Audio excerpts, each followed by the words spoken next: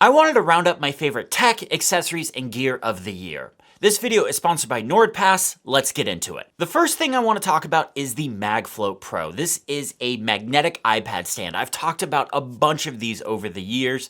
This one is my current favorite. It's magnetic, so your iPad just connects to the stand. You don't have to mess with any clamping mechanisms. But what makes the MagFloat Pro kind of stand out from all of the other iPad stands is this one is height adjustable, so you can lower it and raise it to whatever you want. It also rotates to either be portrait or landscape mode. Now, the one big drawback to the MagFloat Pro is there's no cable management. So I actually went in and put some of my own in here. I got these plastic cable clamps. In fact, these are like electrical cable clamps. They're for, typically electricians use these, but they actually work really well. They're heavy duty, so they just stick right onto the back of the iPad. You can run a cable through them. Works incredibly well. I've been using this next to my studio display, and I put this on top of my monitor stand, and it's the correct height for when it's in vertical mode. It matches my studio display, so it's not a lot lower than what my monitor is. It's at the proper height so I can see widgets and stuff on my iPad and whatever I'm working on the monitor display. With iPadOS 17, we got support for capture cards. Now, for those that don't know, capture cards are a way for you to plug devices like an Xbox or PlayStation or Switch, video game consoles or cameras or something into a computer and be able to display whatever is on those on your computer, going through your computer, so you can record stuff or do like picture-in-picture windows for live streaming and all sorts of different things. I tried the Elgato HD60X first during the beta period. And this is like the high-end external capture card. This is like one of the best you can get for USB capture cards.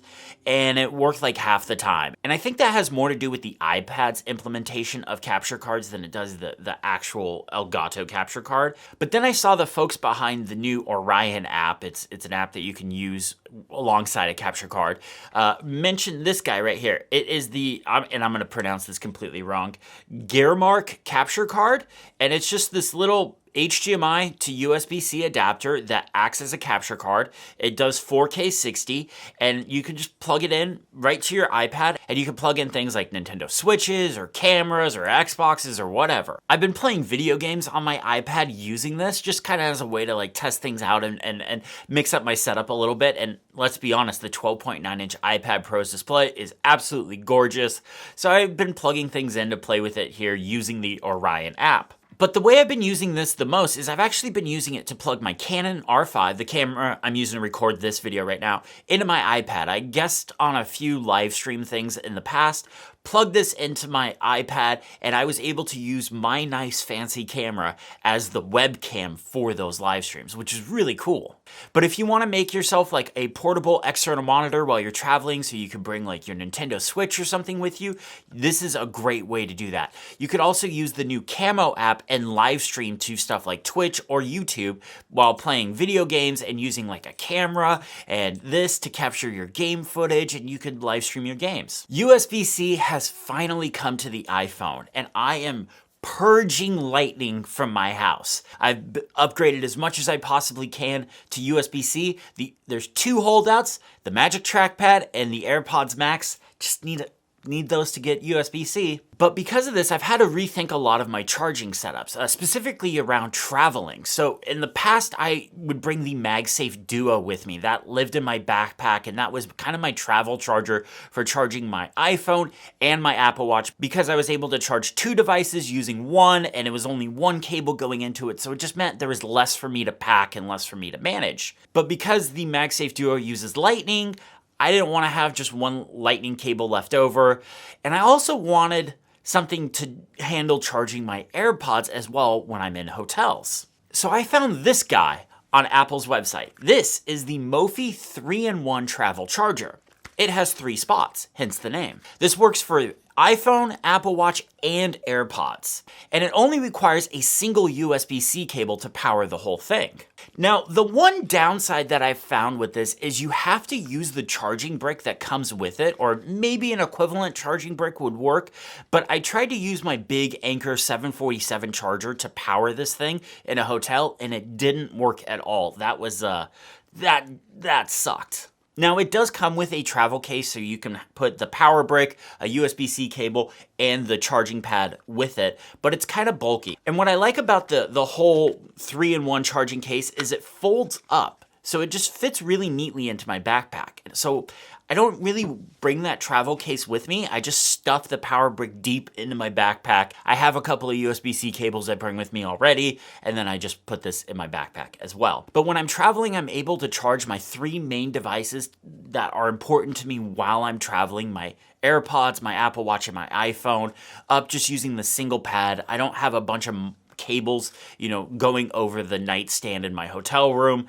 I just use this guy, and it's really convenient. This video is sponsored by NordPass. NordPass is a great way to store passwords, credit cards, and sensitive information. For individuals, this gives you the ability to generate unique and complex passwords for every site and service you use. Then with NordPass, you can just automatically fill them in without having to remember dozens of different passwords. This keeps your accounts secure in case of a data leak. With NordPass, you can also share passwords and other information with other employees and people you work with. This is a much more convenient and secure way than just emailing passwords back and forth. For IT professionals, well, I'm formerly one of you. I know exactly what you want. First, NordPass is incredibly secure. It uses XChaCha20 encryption. Second, it's user-friendly, so your users aren't just gonna give up on it and go back to writing their passwords in a Word document that's stored on their desktop. And third, you can implement secure passwords by default. And for business owners, you can rest assured your company's accounts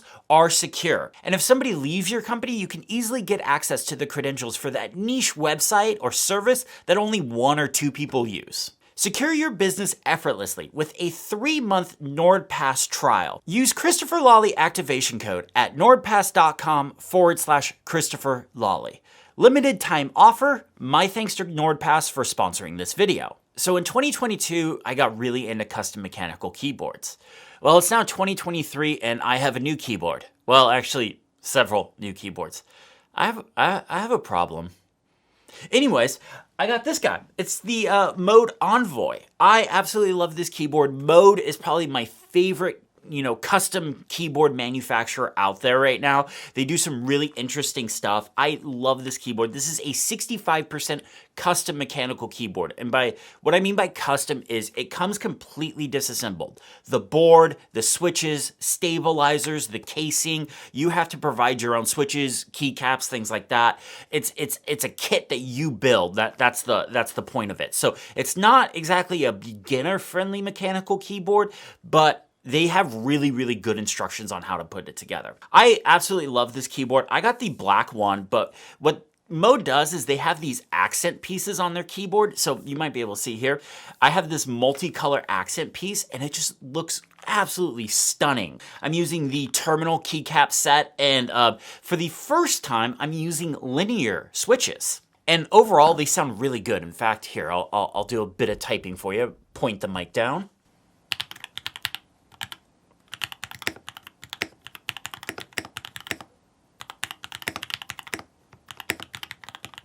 Huh? How about that? Whoo!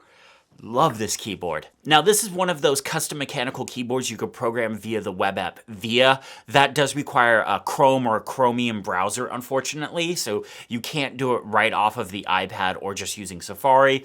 But I was able to program these buttons on the side, so you'll see it says multi, minus, and pause. So multi is volume up, minus is volume down, pause is play pause. But then I have this function key right here, which actually brings up a whole different keyboard layout. So it has I can do skip and go back, and then I have a few Final Cut shortcuts and stuff programmed in here.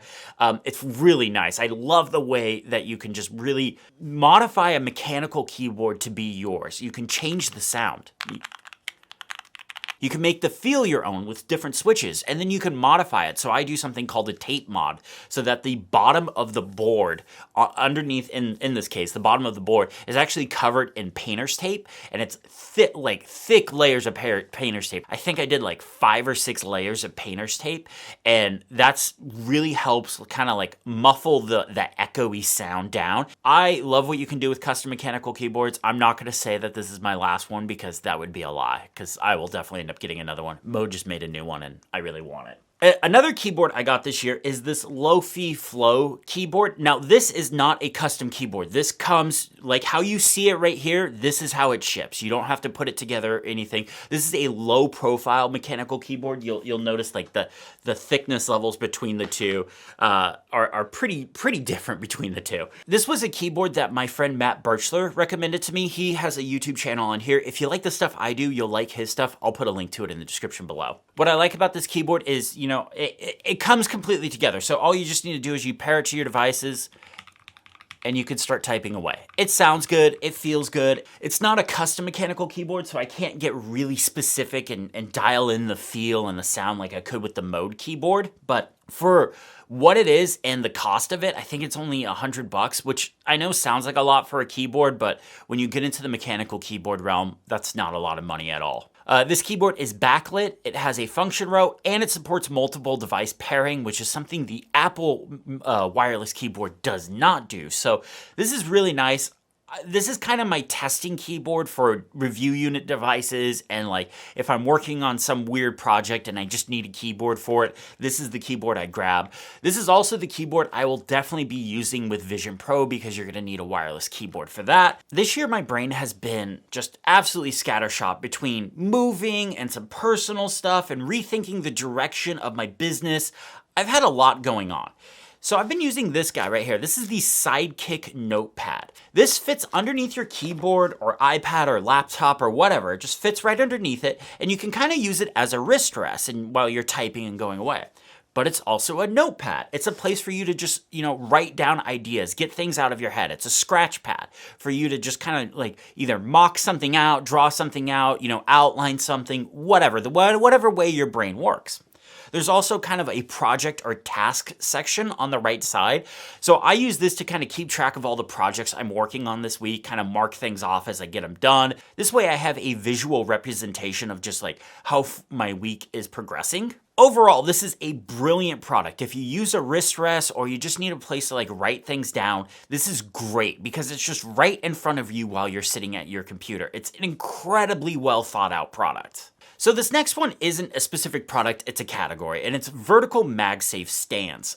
I love the standby feature that was shipped in iOS 17, but you need a vertical MagSafe stand in order for this to really work properly. Now, there are some chargers that have just a MagSafe, you know, wireless charging system built into it, but my issue with those is they look very techy. They stand out. They don't blend into your environment. I vastly prefer the ones that require you to bring your own MagSafe puck. There's a bigger variety with these when it comes to like the way they look. So the one I have in my office here is from the Ugma Gather collection, and the one I have in my bedroom is from Studio Neat. It's the Trio Material Dock. These both look really great, but they blend into the environments. They match the aesthetics of where they live. If I was to flip-flop these, they would absolutely stand out and wouldn't look good at all. So that's why I kind of like these ones that you have to bring your own puck for, even though it's kind of annoying because you have to buy another whole piece to it. Now, I'll put links to the ones that I'm using in the description below, but search around and look for ones that match your aesthetic. You don't have to get the ones that I'm using. There's nothing technical about these,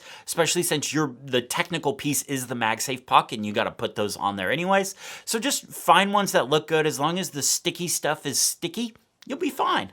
I was very upset when Apple canceled the original HomePod and didn't have a replacement for it.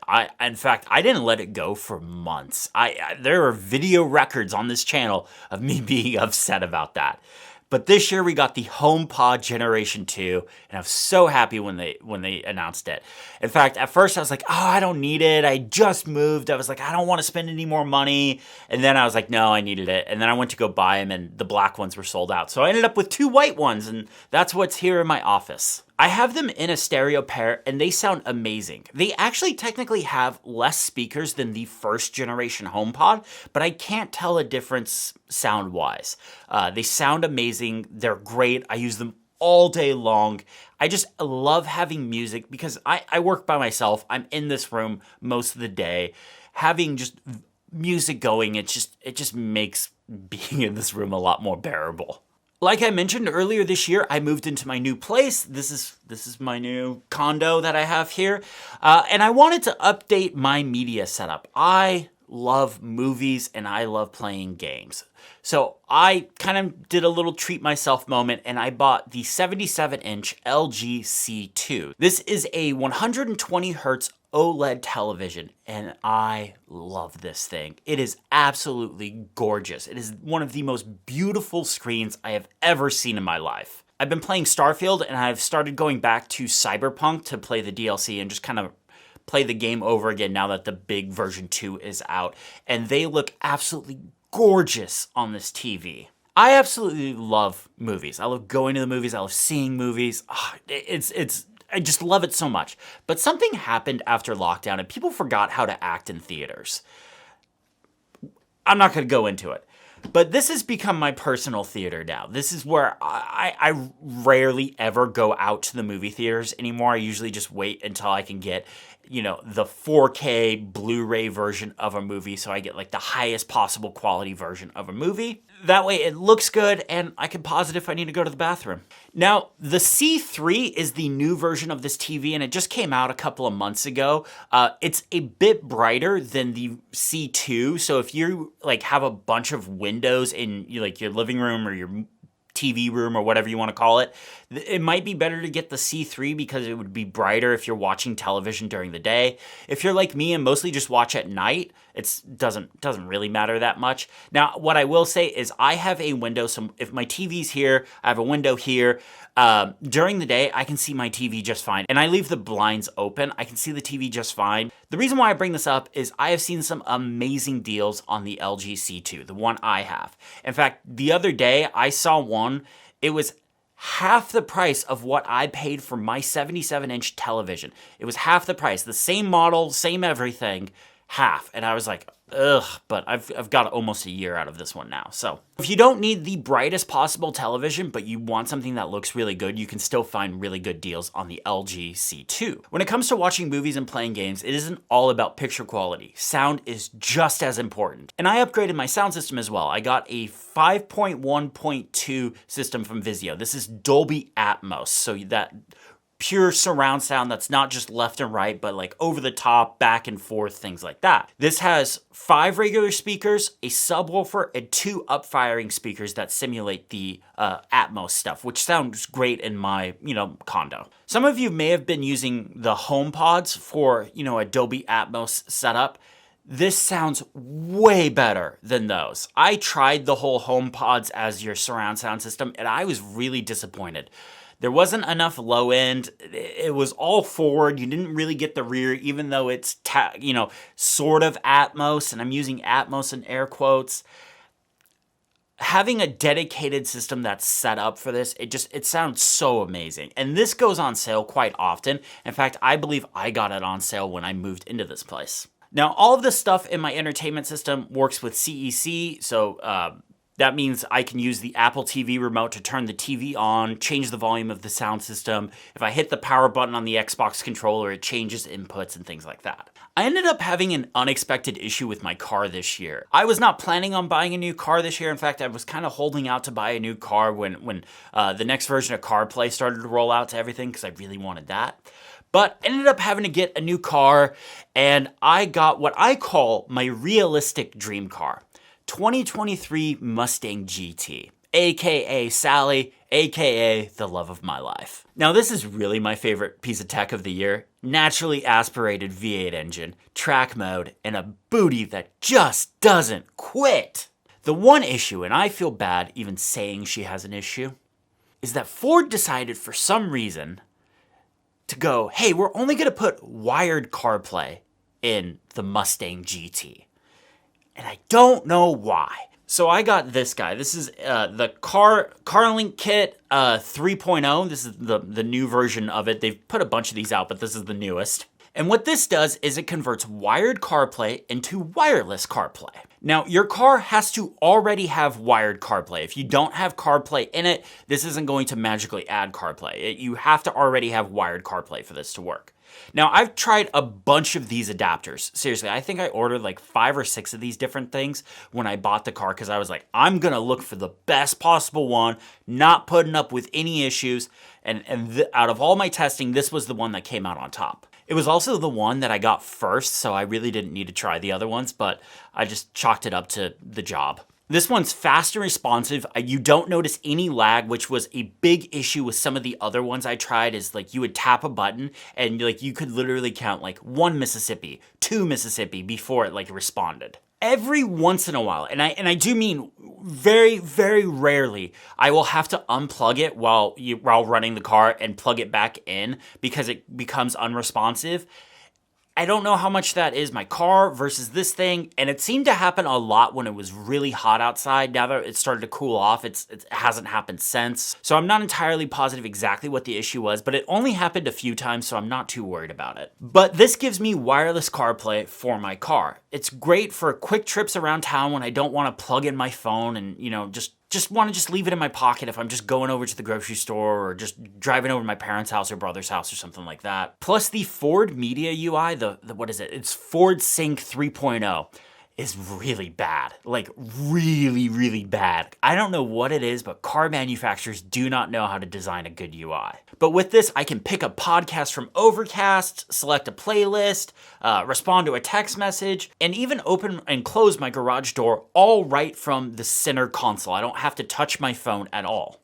So that's it. That's my favorite tech of the year. Let me know what your favorite piece of tech is in the comments section below. My thanks to NordPass for sponsoring this video. If you like the video, hit the thumbs up button, subscribe if you haven't already, and have a great day.